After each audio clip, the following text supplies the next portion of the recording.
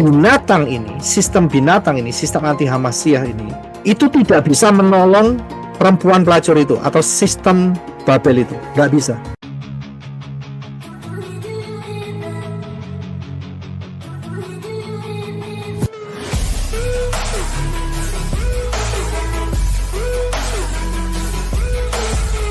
Shalom, sahabat Evata Kebenaran. Senang sekali bisa bertemu kembali dengan sahabat di channel ini.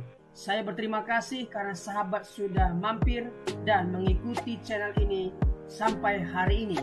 Saya berdoa kiranya Tuhanlah yang membalas dan memberkati kita semua. Channel Evata Kebenaran membahas khusus tentang tanda akhir zaman atau peristiwa-peristiwa yang akan terjadi di akhir zaman. Dalam bahasa teologianya adalah eskatologi. Kita akan belajar tentang akhir zaman dari berbagai sumber. Semoga channel ini boleh memberkati kita semua. Tidak perlu berlama-lama lagi, mari kita langsung saja mendengarkan khotbah tentang akhir zaman dari hamba Tuhan yang luar biasa ini. Namun sebelumnya, mari kita bersatu di dalam doa. Bapa di sorga, kami siap dibekali oleh kebenaran firman tentang nubuatan, tentang tanda-tanda akhir zaman, hal-hal yang akan terjadi di masa depan. Berikanlah kami kemampuan agar kami dapat mengerti rencana Tuhan atas kehidupan kami dan dunia ini. Ajar kami Tuhan agar kami mempersiapkan diri menghadapi hari-hari yang akan datang ini. Kami siap diberkati oleh hamba-Mu ini. Berkatilah hamba-Mu ini, berkati pemberitaan firman Tuhan, berkati kami semua. Demi nama Yesus. Amin. Kalau kita lihat di dalam Wahyu 17, 18, ayat 16 dan 18, itu digambarkan bahwa sistem anti Hamasiyah ini, itu tidak bisa menolong perempuan pelacur itu atau sistem Babel itu, nggak bisa, nggak bisa. Dengan satu kalimat, yaitu dikatakan mereka akan membenci pelacur itu dengan membuatnya terkucil dan telanjang, dan mereka akan memakan dagingnya dan membakarnya dengan api. Itu cara penjelasannya. Dengan kata lain, sistem binatang ini yang akan menguasai dan menghancurkan total semua sistem Babel. Dan ini sebetulnya dari kacamata Elohim Yahweh itu harus terjadi. Karena ayat 17 dikatakan Elohim telah menggerakkan hati mereka. Hati siapa? Hati sistem hati sistem binatang untuk melaksanakan keinginannya, yaitu untuk sepakat memberikan kerajaan mereka kepada binatang itu. Ya, jadi Elohim tahu persis, dia menggerakkan untuk rencananya membinasakan orang-orang yang berjinah dengan sistem Babel. Di dalam ayat 18, di dalam Fatsal 18, ya, Fatsal 18 ayat yang keempat dikatakan, umatku keluarlah daripadanya, supaya kamu tidak bersekutu dalam dosa-dosanya, dan supaya kamu tidak menerima sesuatu dari bencananya. Umat Elohim jangan sampai hatinya, yaitu tadi, jatuh cinta itu tadi, saudara. Cinta akan uang. Jadi warning itu sudah diberikan. Saudara mesti hati-hati, hati saudara hanya untuk Elohim Yahweh di dalam Yeshua HaMashiach. Firman mengatakan, Yeshua mengatakan, di mana hartamu berada, di situ hatimu berada. Betul? Dan engkau tidak bisa memperhamba kepada dua tuan, kepada Elohim atau kepada Mammon. Jadi sangat-sangat jelas. Hati-hati dengan istilah yang dipakai. Jangan sampai salah. Karena salah istilah itu akan mencengkram di pikiran dulu, dan kemudian yang selanjutnya adalah hati yang dicengkram.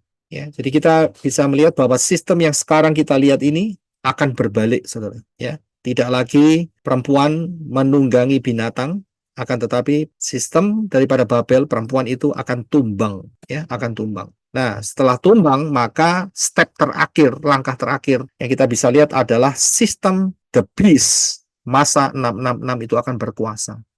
Dan tertulis masa berkuasanya sangat-sangat jelas. Bukan 7 tahun, bukan. Tapi hanya 42 bulan, 3,5 tahun. Tadi kita sudah baca Wahyu 13, ayat yang kelima dikatakan, bagian B, kepadanya diberikan kuasa untuk terus melakukannya selama 42 bulan. 42 bulan itu selama 3,5 tahun. Ya, jadi anti Hamasyah sistem The Beast hanya 3,5 tahun, bukan 7 tahun. Ini yang terjadi hari-hari ini, saudara. Yaitu perang antara Ukraine dengan Rusia. Saudara tahu nggak penyebabnya itu apa? Kok sampai hari ini nggak selesai? Penyebab dasarnya itu apa? Pernah kepikir nggak? Saya nggak bawa saudara ke politik, tapi akan saya tunjukkan sesuatu yang mungkin belum pernah saudara pikirkan. Penahanan terhadap nuklir, Pak. Nah, bukan. Agar Rusia tidak mengeluarkan nuklirnya. Bukan itu. Bukan. Mau coba Apa Ukraine ladang makanan bagi Eropa? ladang makanan, Israel juga ladang makanan. Bukan. Ada dua kepentingan besar di balik itu semua, Pak. Oke, kepentingannya apa? Antara Ukraine dan Rusia ada dua kubu di situ, Pak, yang besar. Memang Rusia besar, Ukraine kecil, tapi di belakangnya ada sekelompok yang apa alasan utama? US sama NATO bikin Rusia sibuk perang sama Ukraine supaya Rusia tidak menyerang belum saatnya menyerang Israel, something like that. Bukan. Bukan juga. Bukan juga. Saya berikan langsung. Siapa yang tahu ini? SWIFT. Ya, Keuangan global ini. global. Ya, inter country transfer of funds. Ya, ini adalah keuangan global yang dikuasai oleh blok Amerika dan sekutu-sekutunya. Siapa yang tahu ini? BRICS. I know, it's a BRICS. Ya, Brazil, Russia, India, China, and South South Africa. Africa. Sekarang sudah 10 negara di BRICS. Termasuk Kita belum. hampir Ahead. negara onde-onde hampir masuk. Sudah daftar. Hampir masuk. Ya, negara rawon, soto ayam.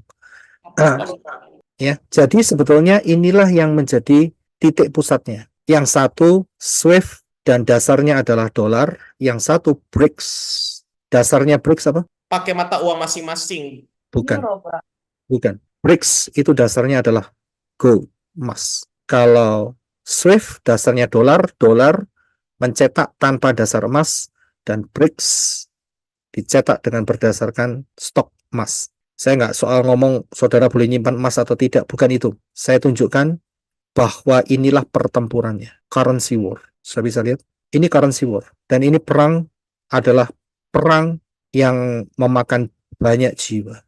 Inilah yang sebetulnya terjadi di dalam sistem Babel tadi. Dan terus tidak lama lagi akan mengalami keruntuhannya. Saya bisa lihat akan mengalami keruntuhannya. Jadi inilah sebetulnya fondasi perang yang terjadi antara Rusia dan Ukraine. Hari ini, saya berikan kronologinya, kita di posisi yang sebelah kiri, di mana sistem Babel diusung oleh sistem 666.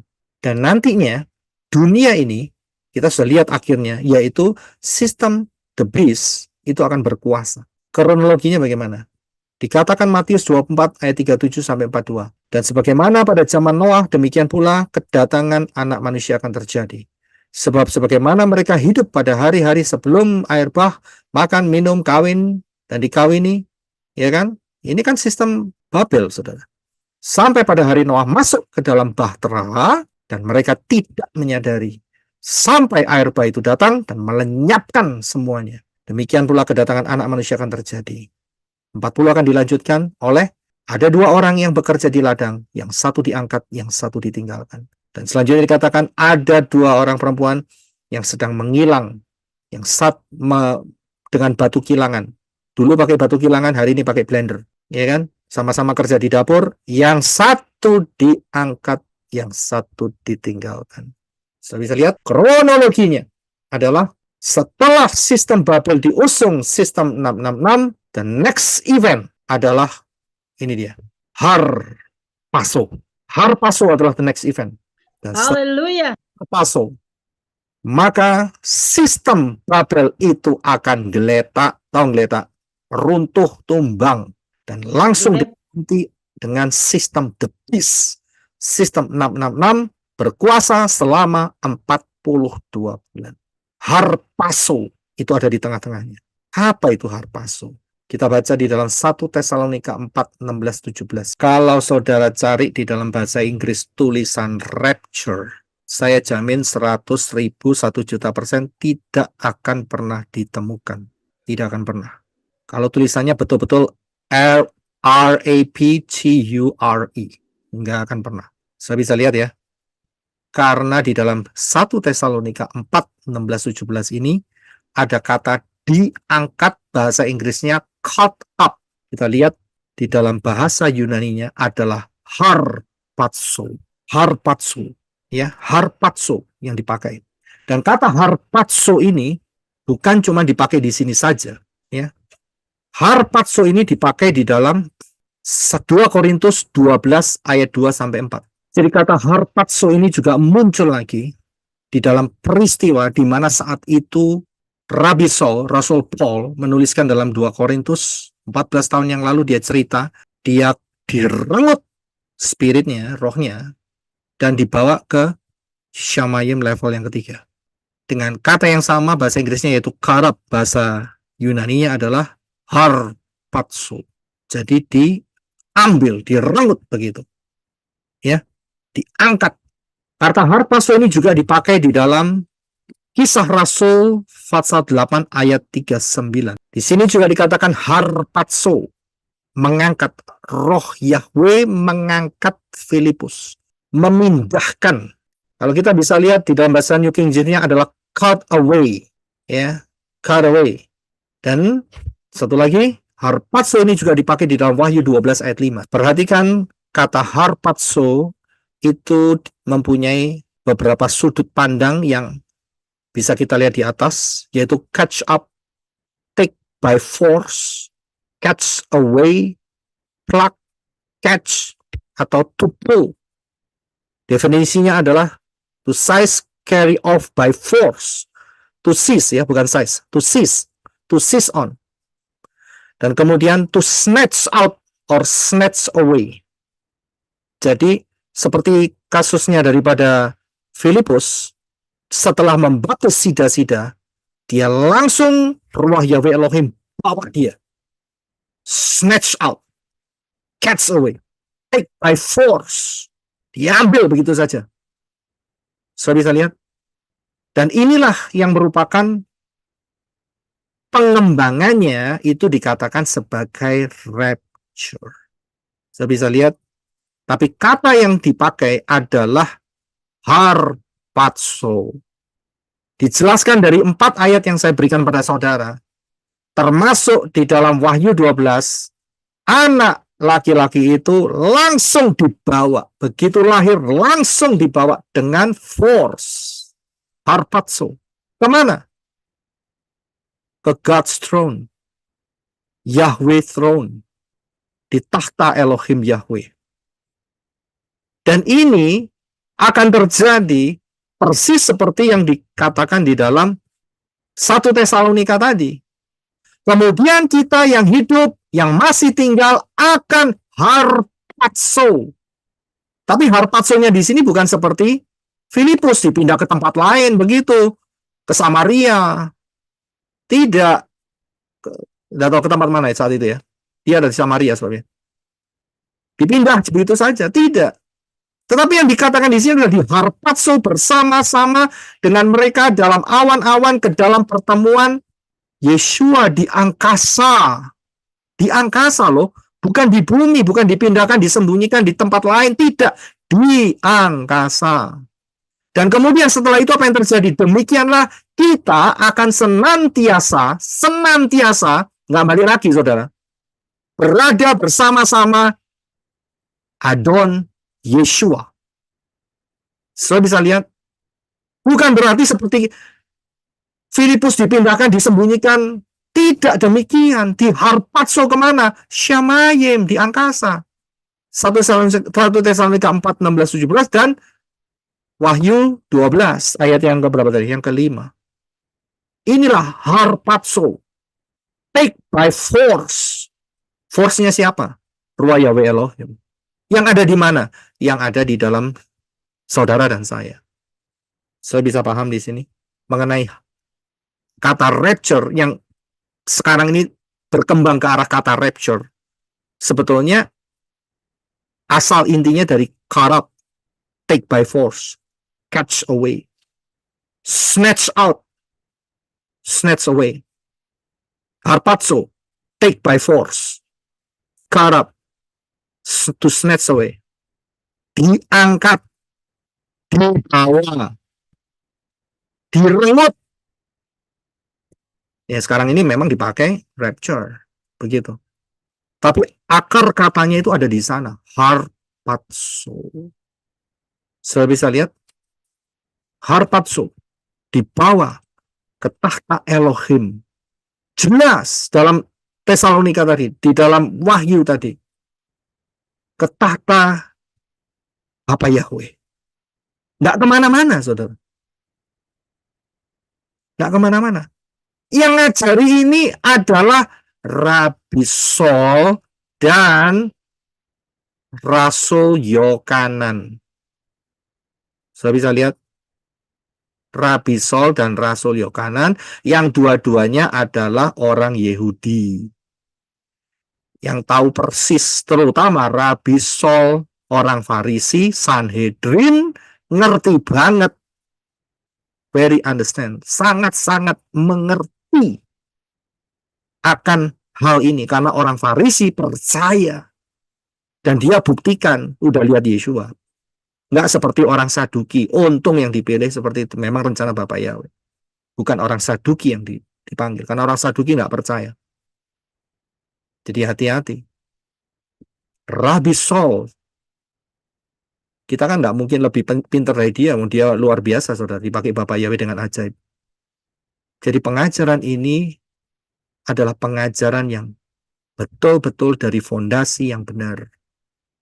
Bahwa harpazo itu tidak dipindahkan ke tempat lain di dalam dunia ini, tetapi yang dipakai di dalam 1 Tesalonika tadi untuk menjelaskan saat harpazo itu terjadi, saat diangkat, saat dibawa, saat direnggut, saat di take by force, saat dikarap, saat di snatch away, itu arahnya ke Syamayim. Sangat-sangat jelas.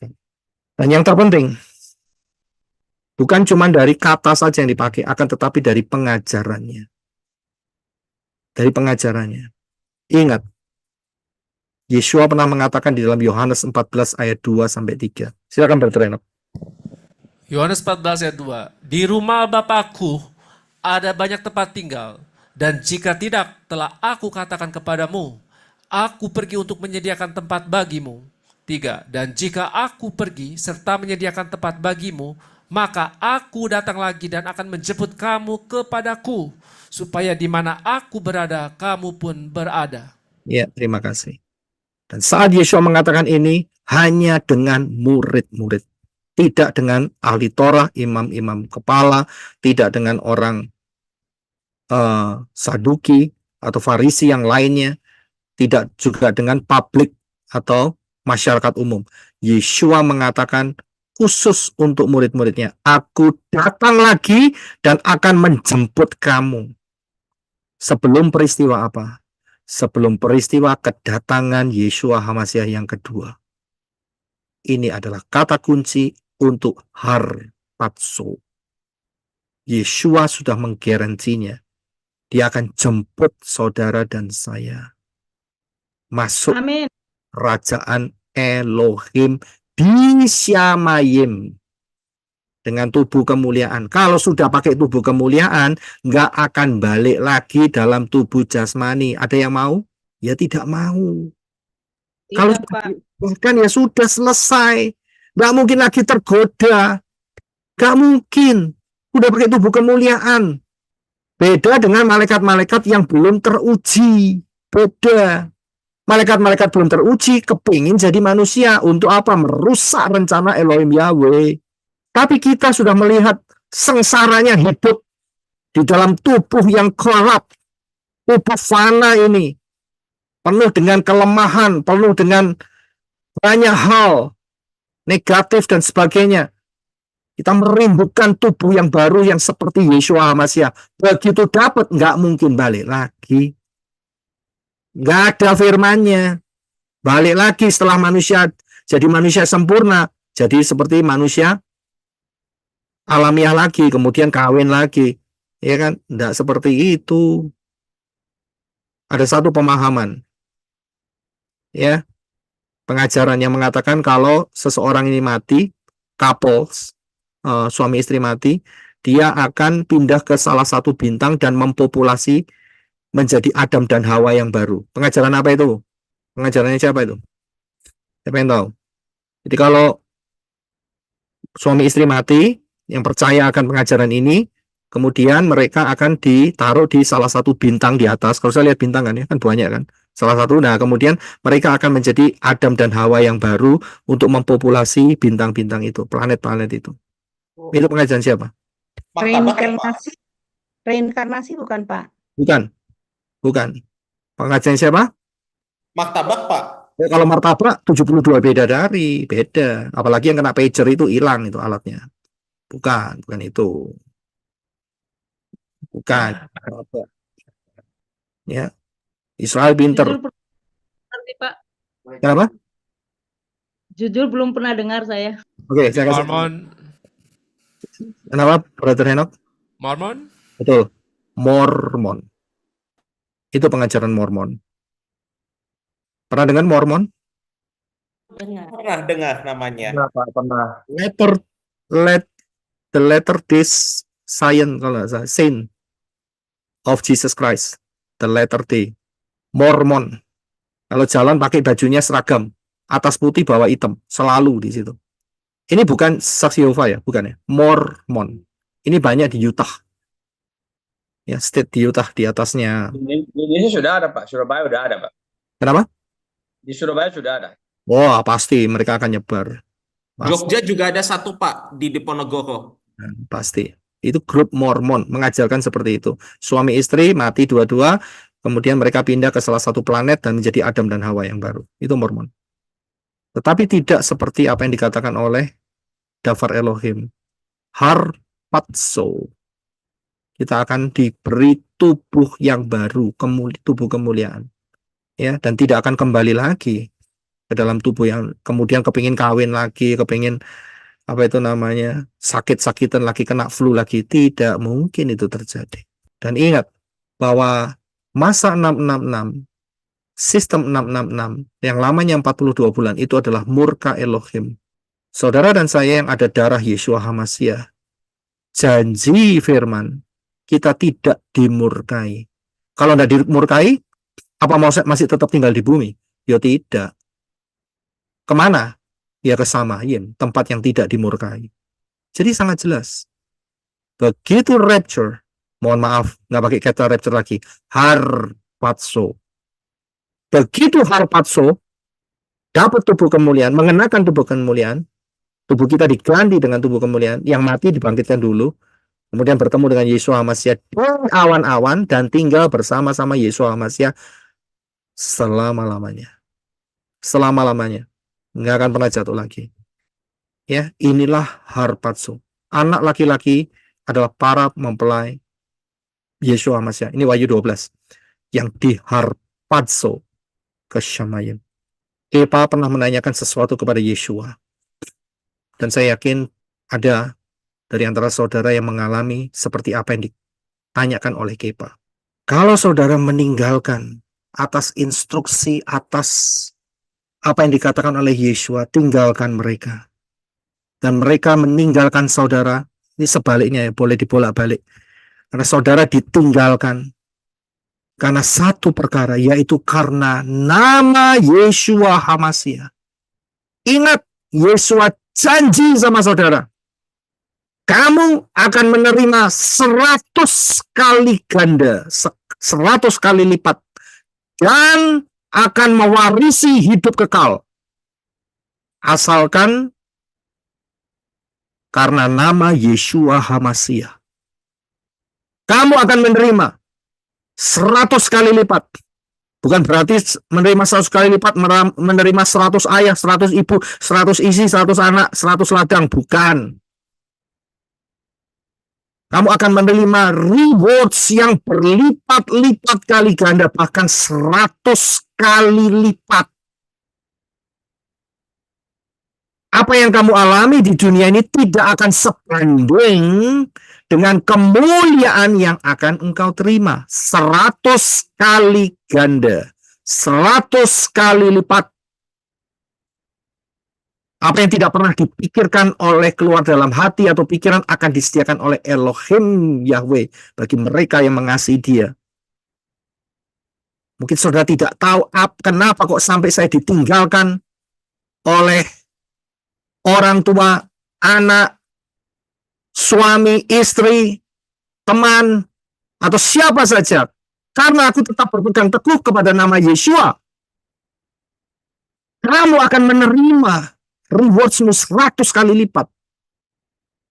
Mungkin kalau reward saudara cuma dua gitu ya, pokoknya 2 ya, mungkin sama Yeshua dikalikan 100 jadi 200, kan lumayan, luar biasa kan?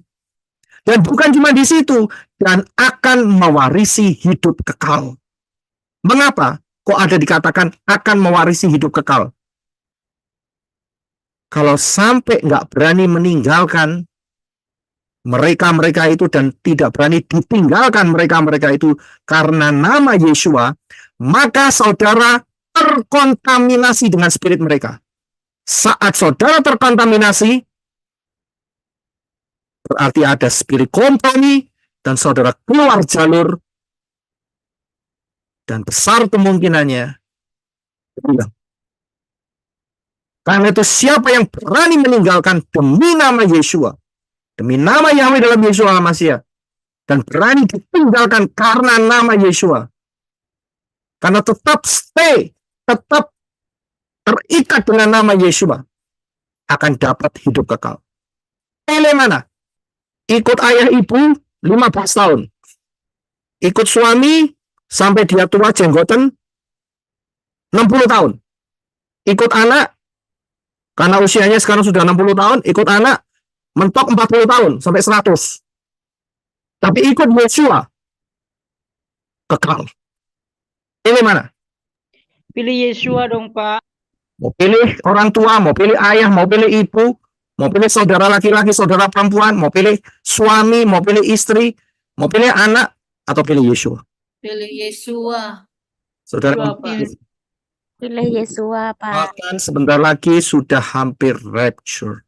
Saat rapture, saudara dan saya akan menerima 100 kali ganda. Plus hidup kekal. Amin. Terima kasih sahabat sudah mendengarkan khotbah tentang akhir zaman. Saya yakin dan percaya kita semakin bertambah hikmat dan bertambah referensi tentang akhir zaman.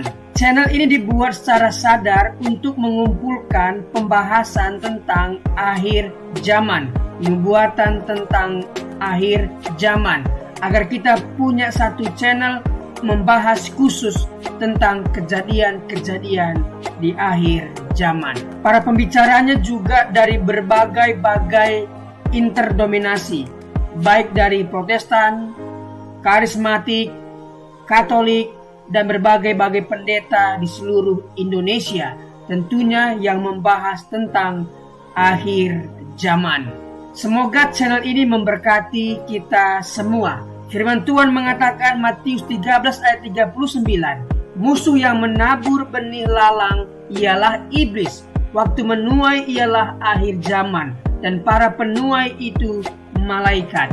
Matius 22:23-24. Pada waktu itu, jika orang berkata kepadamu, lihat, Mesias ada di sini, atau Mesias ada di sana, jangan kamu percaya, sebab Mesias-Mesias palsu dan nabi-nabi palsu akan muncul, dan mereka akan mengadakan tanda-tanda yang dahsyat dan mujizat-mujizat, sehingga sekiranya mungkin mereka menyesatkan orang-orang pilihan juga.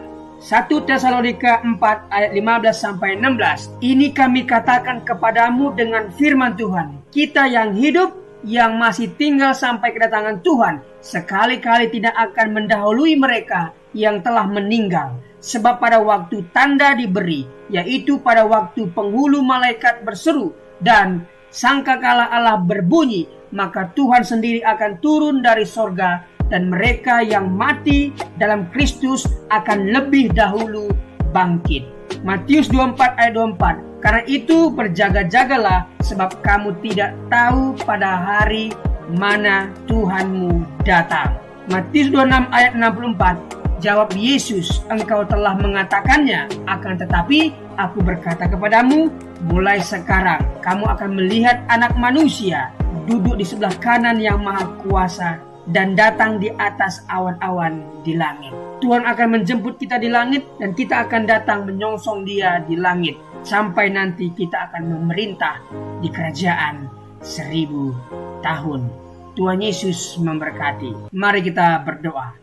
Tuhan, terima kasih buat pemaparan firman Tuhan tentang akhir zaman yang disampaikan oleh hamba-Mu yang luar biasa ini. Berkatilah hamba-Mu ini, pelayanan, keluarga, setiap pekerjaan yang dia kerjakan dibuat Tuhan berhasil dan beruntung. Kami yang mendengarkan firman ini berterima kasih Tuhan, karena kami semakin bijaksana menambah referensi baru tentang akhir zaman. Apa yang harus kami lakukan menjelang akhir zaman, tentunya harus mendekatkan diri, melekat dengan Tuhan, sehingga ketika waktu itu tiba, kami diangkat dan bersama-sama dengan Tuhan di langit dan akan memerintah di kerajaan 1000 tahun nantinya. Terima kasih Tuhan, demi nama Yesus. Amin.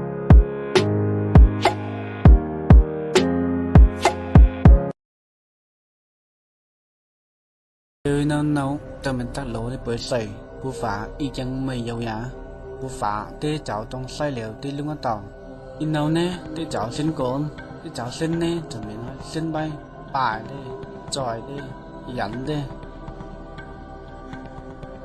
coi à mày tu xin nào muốn tới lịch xa tán tê nè cháu ngạo mày mòn chùi bù phá ao tê đọc lên nó tê cháu khai sĩ sẽ coi cha xin nào mà bài đi bây giờ cho mình trả xin nêu bên ngoài với bài sa tan nhà bù phá cho mình không hay nào như vậy mình đi lúc tàu thằng này bây giờ đi tập sa tan và trả xin vào cái một bù phá bay cho bên bàn ăn bài tối lầu càng thì pay mà thằng pay mặt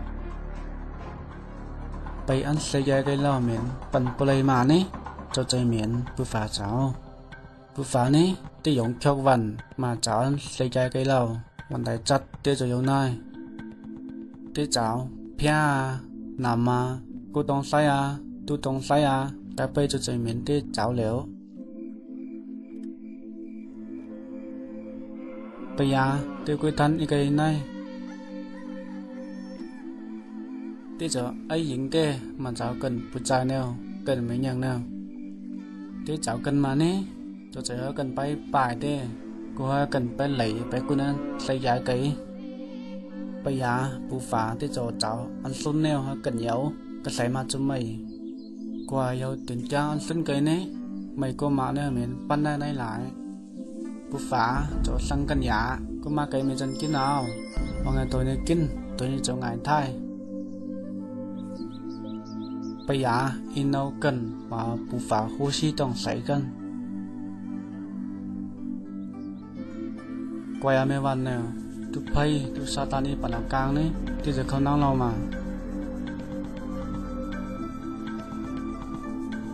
ไปลกกันหยาปุฝาติดลาแบบตัวนี้กินหยาซ้อมมาตอนตัวกันโซ่เต็มให้ตัวนี้กินหนาว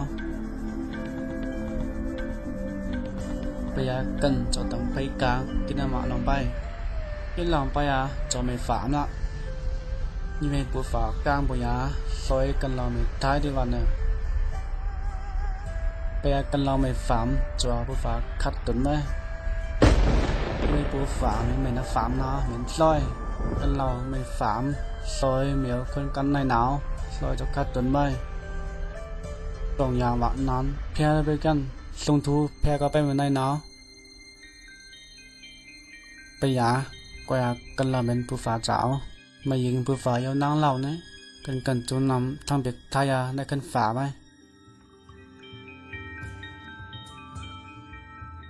ซอยกันเราอย่างย้อนเลยกาได้เปิดใส่หาอะไรกันจูไปหาไหนจะใส่จังไปป่ายเหมียวไปจ่อยต้องใส่làไอ้ตอกเลียงเจ้าก็ปันไปหัดต้องเปียกในกันปูฝาไปก็อย่ามาใจกันเหล่าหัดไปเลยหัดจนมันในกันนั่งฝาลักไปหนาว bố phá và cần lao tòng lòng và năm bê căn nếu không căn này nào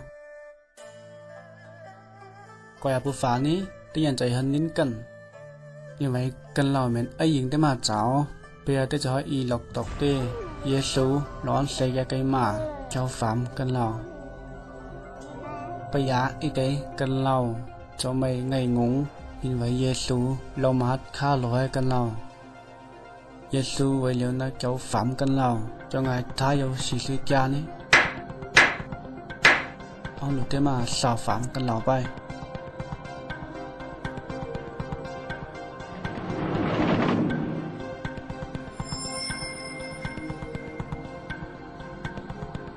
ông nhà cần lao sân Giê-xu bay nhìn xa kia còn mà tảoไปเกมGiê-xuไปนี่ทั้งเบ็กกันเราท้ายยาบนควันโจในคันฝาใบว่าปูฝาเยาจึงใส่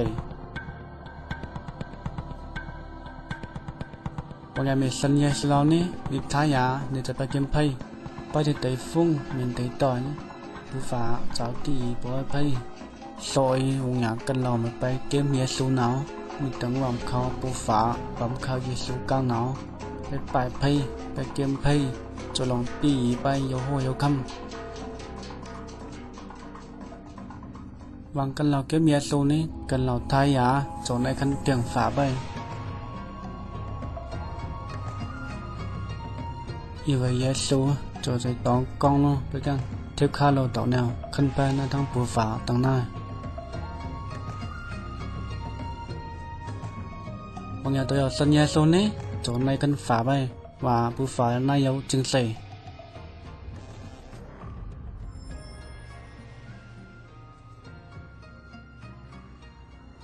Terima kasih sudah melihat video pendek tentang rencana Allah untuk kehidupan manusia. Sejak dari awal Tuhan menciptakan Adam dan Hawa. Dia juga sudah merencanakan akan keselamatan manusia melalui pengorbanan anaknya yang tunggal. Tidak ada cara lain selain menerima Tuhan Yesus yang adalah jalan, kebenaran, dan kehidupan. Tidak ada seorang pun yang bisa bertemu dengan Bapa kalau tidak melalui Tuhan Yesus. Tuhan Yesuslah yang menjadi jembatan seperti video yang kita barusan lihat. Jadi rencana Allah itu sangatlah sederhana. Rencana keselamatan yang diberikan Allah sangatlah sederhana.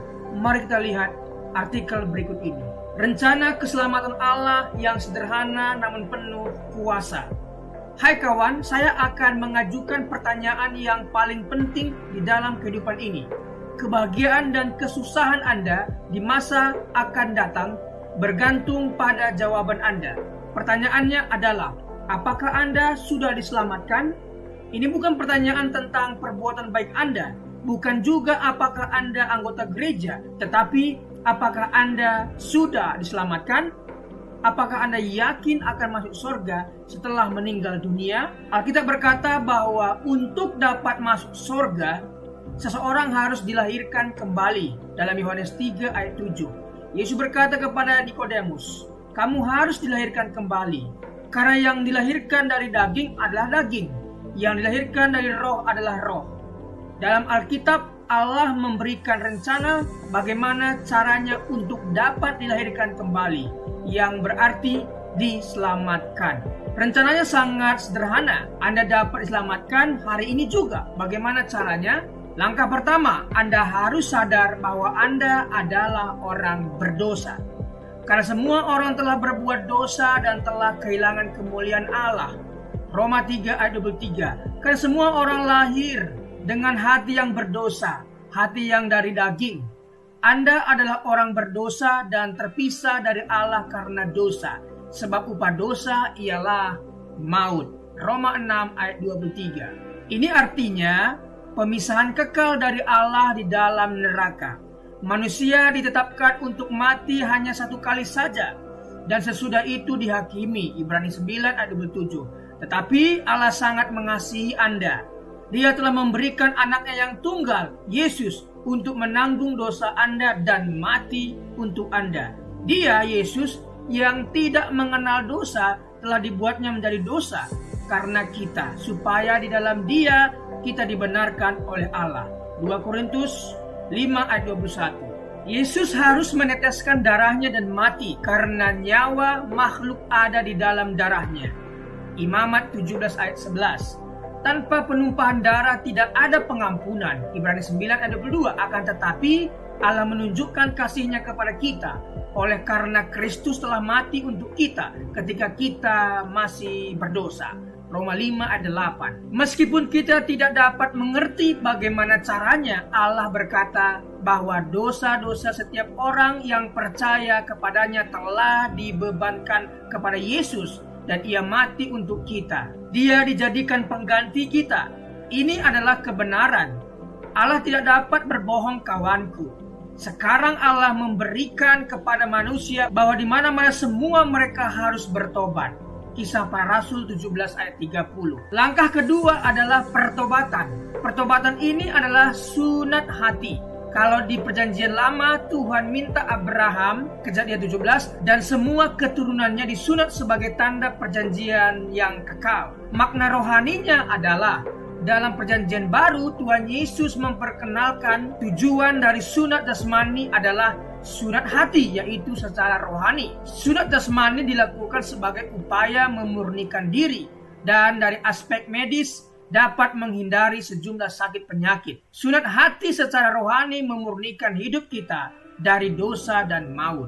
Yeremia 4 ayat 4 berkata tentang sunat hati supaya terhindar dari murka Allah.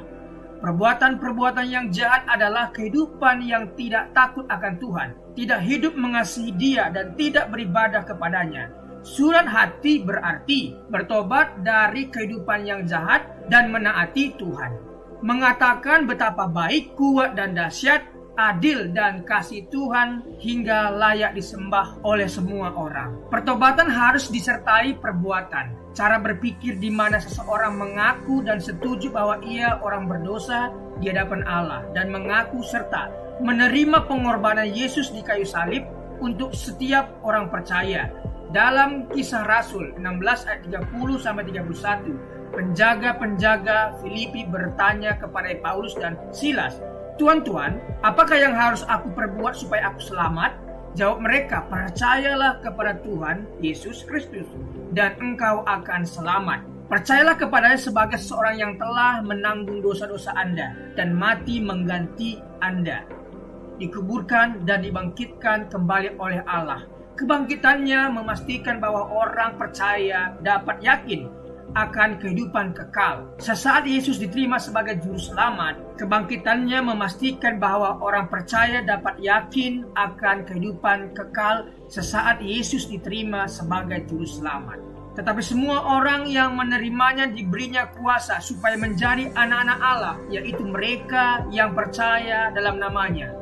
Yohanes 1 ayat 12. Sebab barang siapa yang berseru kepada nama Tuhan akan diselamatkan. Roma 10 ayat 13. Barang siapa dalam kutipan di atas termasuk Anda diselamatkan bukan berarti mungkin atau dapat, tetapi pasti diselamatkan. Tentu Anda sadar bahwa Anda seseorang berdosa. Saat ini juga, dimanapun Anda berada, bertobatlah, serahkanlah hatimu kepada Allah dalam doa pengakuan dosa dan pertobatan yang sungguh-sungguh. Dalam Lukas 18 ayat 13, seorang yang berdosa berdoa, "Ya Allah, kasihanilah aku orang berdosa ini." Berdoalah, "Ya Allah, aku tahu bahwa aku adalah orang berdosa. Aku percaya bahwa Yesus telah menggantikan aku waktu Dia mati di kayu salib. Aku percaya bahwa penumpahan darahnya, kematiannya, penguburannya, dan kebangkitannya adalah untuk aku. Sekarang aku menerimanya sebagai juru selamatku. Terima kasih atas pengampunan dosa-dosaku, pemberian keselamatan dan kehidupan yang kekal karena rahmat dan anugerah-Mu. Amin." Terimalah firman Allah dan dapatkanlah keselamatan daripadanya dengan iman. Percaya, maka Anda akan diselamatkan. Secara lahiriah mungkin kita kelihatan pergi ke gereja, membaca Alkitab, namun jika hati kita masih tinggal dalam kegelapan, dilimputi ketakutan, kebimbangan, kepentingan diri sendiri, dan memaksakan kehendak sendiri, kita harus mempersembahkan hati kepada Tuhan sebagai persembahan yang terbaik. Bukan gereja, perkumpulan ataupun perbuatan-perbuatan amal ibadah yang menyelamatkan Anda. Ingatlah, hanya hati yang diserahkan kepada Allah yang dapat disucikan dan diselamatkan. Rencana keselamatan Allah yang sederhana adalah Anda orang berdosa. Apabila Anda tidak percaya dalam Yesus yang telah mati menggantikan Anda, pasti Anda akan tinggal untuk selama-lamanya di dalam dosa dan maut. Jika Anda percaya kepadanya sebagai juru selamat yang telah disalibkan, dikuburkan, serta dibangkitkan, Anda menerima pengampunan atas segala dosa dan karunia keselamatan kekal karena iman. Anda mungkin berkata, tidak mungkin semudah itu. Ini sesuai Alkitab. Ini adalah rencana Allah. Hai kawan, percayalah pada Yesus dan terimalah Dia sebagai juru selamatmu. Hari ini juga, kalau rencananya masih belum jelas bagi Anda, bacalah tulisan ini berulang-ulang tanpa berhenti sampai Anda mengerti jiwa Anda lebih berharga daripada seisi dunia ini. Apa gunanya seseorang memperoleh seluruh dunia tetapi ia kehilangan nyawanya? Markus 8 ayat 36. Marilah serahkan hatimu kepada Tuhan sebagai persembahan yang hidup, kudus dan sukarela. Anda harus benar-benar pasti akan keselamatan pribadi ini. Apabila Anda kehilangan jiwa, Anda akan kehilangan surga dan kehilangan segala-galanya. Percayalah dan biarkanlah Allah selamatkan Anda saat ini juga. Kuasa dan kasih Allah akan selamatkan Anda. Tetapkan hati Anda dan perubahan cara pandang memungkinkan Anda untuk hidup sebagai orang Kristen yang selalu menang atas pencobaan. Pencobaan-pencobaan yang kamu alami ialah pencobaan-pencobaan biasa yang tidak melebihi kekuatan manusia, sebab Allah setia dan karena itu Ia tidak akan membiarkan kamu dicobai melampaui kekuatanmu. Pada waktu kamu dicobai, Ia akan memberikan kepadamu jalan keluar sehingga kamu dapat menanggungnya. 1 Korintus 10 ayat 13. Jangan bergantung pada perasaan Anda. Perasaan itu selalu berubah. Berdirilah pada janji-janji Allah. Janji-janji Allah tidak pernah berubah. Setelah Anda selamat, ada 3 hal yang perlu dilakukan setiap hari untuk pertumbuhan iman. Berdoa, berbicara kepada Allah, baca Alkitab, biarkanlah Allah berbicara kepada Anda, dan Anda berbicara bagi Allah. Dan perlu dibaptis air sesuai ketaatan Anda pada Tuhan Yesus Kristus sebagai kesaksian dan demonstrasi imanmu. Dan kemudian bergabung secepatnya dengan gereja yang mengajarkan Alkitab sebagai firman Allah. Jadi janganlah malu bersaksi tentang Tuhan kita. 2 Timotius 1 ayat 8. Setiap orang yang mengakui aku di depan manusia, aku juga akan mengakuinya di depan Bapakku yang di sorga. Matius 10 ayat 32. Amin. Itulah tadi rencana keselamatan Allah yang sangat sederhana. Yang pertama, kita harus sadar bahwa kita orang berdosa. Yang kedua, kita harus bertobat, meninggalkan yang lama dan beralih kepada Tuhan, dan berdoa untuk menerima Yesus sebagai Tuhan dan Juru Selamat kita. Dan setelah melakukan ini, ada 3 hal lagi yang kita harus lakukan, yaitu berdoa, berbicara kepada Tuhan, apa yang menjadi pergumulan kita. Yang kedua, baca firman, mendengarkan Tuhan berbicara lewat firman kepada kita, kemudian kita berbicara kepada Tuhan. Yang ketiga adalah bersaksi. Jangan malu bersaksi. Setelah engkau diselamatkan oleh Tuhan, bersaksilah. Saksikan imanmu kepada semua orang. Siapa yang malu mengakui Tuhan Yesus di depan umum, maka Yesus pun akan malu mengakuimu di depan Bapa. Jadi saksikan kuasa keselamatan yang Tuhan berikan kepadamu. Terima kasih. Tuhan Yesus memberkati.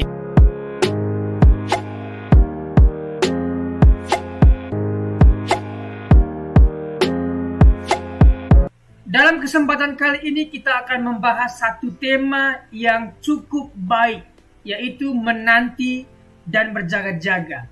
Bagaimana sikap orang percaya ketika menanti dan berjaga-jaga akan kedatangan Tuhan yang kedua kali. Mari kita baca Lukas 21 ayat 25 sampai 36. Saya percaya kita sudah membacanya. Oleh karena itu, mari kita lanjutkan. Apa yang seseorang biasa lakukan ketika menunggu? Tentunya kita akan mencari kesibukan supaya waktu menunggu tidak terasa lama. Kesibukan di sini pun bukan hal-hal yang tidak menguntungkan Tuhan, tetapi kesibukan yang menguntungkan Tuhan dan menguntungkan diri kita di masa depan, yaitu berbuat sesuatu yang baik untuk Tuhan. Apa yang kita lakukan ketika menunggu jemputan? Apa yang akan kita lakukan ketika tunggu ibadah mulai? Tentunya kita harus melakukan sesuatu, bukan bersungut-sungut. Orang Kristen adalah orang yang menanti. Menanti apa? Menanti kedatangan Kristus kedua kalinya. Orang yang setia sampai akhir dan tidak murtad dan menunggu kedatangan Tuhan yang kedua kalinya, Tuhan sudah sediakan yang namanya mahkota bagi mereka yang menantikan kedatangan Tuhan kedua kalinya. Kedatangan Kristus akan segera terjadi. Artinya pasti akan terjadi. Jadi, mari kita lihat Matius 24 ayat 19 dan Wahyu 1 ayat 1. Matius 24, segera sesudah siksaan pada masa itu, matahari akan menjadi gelap dan bulan tidak bercahaya, dan bintang-bintang akan berjatuhan dari langit, dan kuasa-kuasa langit akan goncang. Apa kata segera di situ? Kita akan dalami. Wahyu 1 ayat 1. Inilah wahyu Yesus Kristus yang dikaruniakan Allah kepadanya, supaya ditunjukkannya kepada hamba-hambanya apa yang harus segera terjadi. Makna segera bukan menunjuk 5 menit lagi, segera seperti guru, dosen mengatakan kepada siswa atau mahasiswanya, segera kumpulkan. Bukan itu. Tetapi segera di sana kedatangan Kristus yang segera berarti, pertama, pasti terjadi. Itu pasti terjadi, Alkitab sudah mencatat dan pasti terjadi. Kedua, tidak ada seorang pun yang tahu waktunya. Tidak ada, oleh karena itu kita harus menanti dan berjaga-jaga. Ketiga, tidak ada seorang pun yang dapat melarikan diri ataupun luput. Siapapun kita akan tetap dihukum atau diberikan ganjaran yang baik. Pertama, tanda-tanda kedatangan anak manusia. Mari kita dalami apa tanda-tanda dan kenapa Tuhan memberikan tanda. Meski tidak ada yang tahu kapan waktunya, tetapi akan ada tanda-tanda sebelum itu terjadi.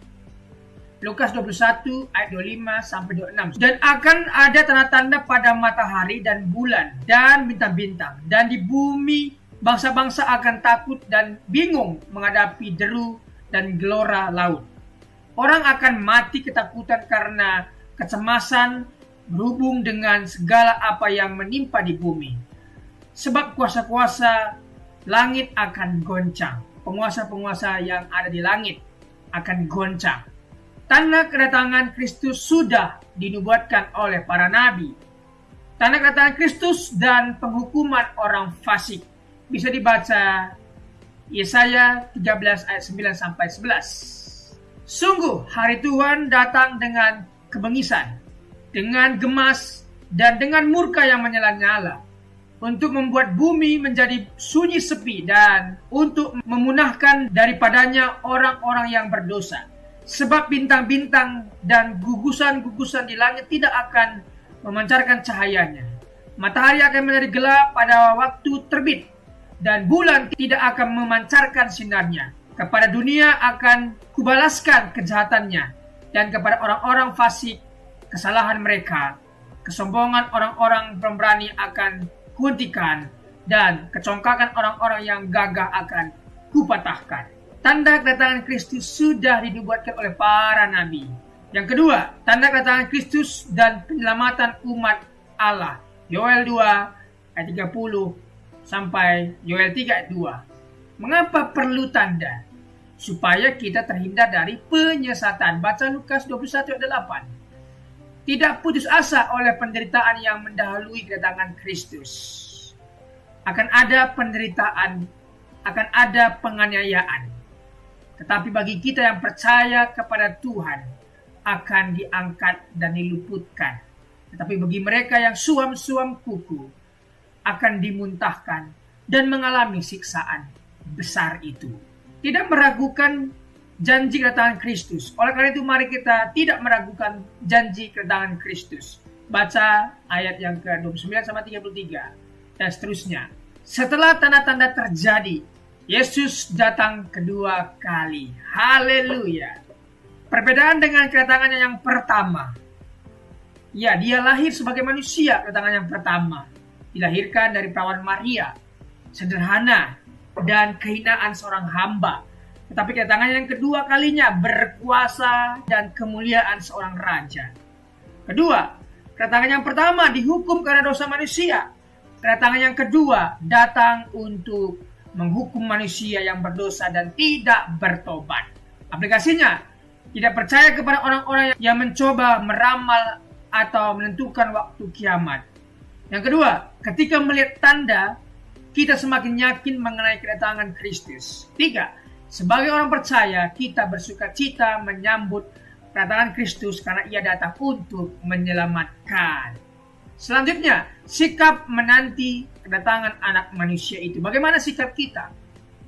Mari kita baca Markus 13 ayat 32. Saya percaya sahabat sudah membacanya. Tidak seorang pun yang tahu. Malaikat tidak tahu. Yesus sebagai manusia tidak tahu. Mengapa Allah tidak memberitahu kepada kita mengenai kedatangan Kristus yang kedua kali? Allah tidak memberitahu supaya, pertama, menumbuhkan di dalam diri kita sikap hamba yang benar, berjaga-jaga selalu. Seperti majikan yang akan pulang ke rumahnya. Tentunya hambanya atau pembantunya pasti berjaga-jaga untuk menanti majikan itu. Itulah maksudnya. Kita harus berjaga-jaga dan juga terus menanti kedatangannya. Hamba sejati dan hamba palsu akan diuji di dalam kesediaannya untuk selalu berjaga-jaga. Fokus pada tanggung jawab dan pekerjaan yang Allah perintahkan. Kenapa Tuhan tidak beritahu kedatangannya? Agar kita fokus pada tanggung jawab dan pekerjaan yang Allah perintahkan kepada kita. Karena kita tahu zaman dulu, yaitu di zaman Paulus, ketika dikatakan Tuhan Yesus akan datang kedua kali, dan jemaat saat itu sudah tidak mau kerja lagi. Dan semua mereka menunggu. Bukan itu yang dimaksud. Aplikasi apa yang kita bisa ambil dari bagaimana berjaga-jaga? Ayat 34 sampai 36. Jangan syarat dengan pesta pora, kemabukan dan kepentingan duniawi. Mari kita jauhi hal-hal yang semacam ini, karena ini merugikan kita di masa yang akan datang. Berdoalah senantiasa. Agustinus berdoa, baca Alkitab, menjauhi dosa. Ini yang harus kita lakukan, berdoa, membaca Alkitab, menjauhi dosa. Dan selamat menantikan kedatangan Kristus, bersiaplah Yesus datang segera. Terima kasih, Tuhan memberkati.